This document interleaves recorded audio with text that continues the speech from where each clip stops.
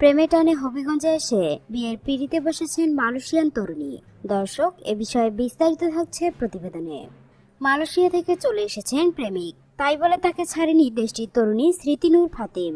প্রিয় মানুষটিকে বাঁধনে বাঁধতে তিনি নিজেই চলে এসেছেন বাংলাদেশের হবিগঞ্জে।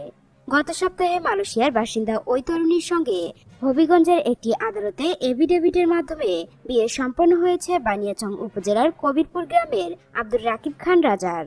এ বিয়েতে ফাতিমের বাবা মা সহ পরিবারের সবাই আনন্দিত। মেয়ের সঙ্গে সার্বক্ষণিক যোগাযোগ রেখে চলছেন। ফাতিম অনুভূতি ব্যক্ত করে বলেন, বাংলাদেশ আমার খুব ভালো লেগেছে। এখানকার পরিবেশ, আতিথেয়তা ও সবার ভালোবাসায় আমি মুগ্ধ।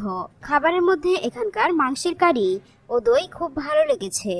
রব আব্দুর রকিম খান রাজা জানান, 2016 সালে উচ্চশিক্ষার জন্য মালয়েশিয়া গিয়েছিলেন। এরপর ফাতিমের সঙ্গে তার পরিচয় হয়। গত 4 বছর ধরে তারা প্রেম করেছেন। কয়েকদিন আগে দুই পরিবারের অভিভাবকদের সম্মতিতে বাংলাদেশে আসেন। তিনি জানান, বিয়ে করে তারা হবিগঞ্জ শহরে নিজ বাড়িতে থাকছেন।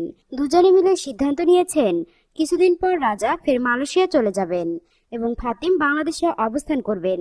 মালয়েশিয়ায় লেখাপড়া শেষ করে রাজা পুনরায় দেশে ফিরলে তারা এদেশে স্থায়ী হবেন।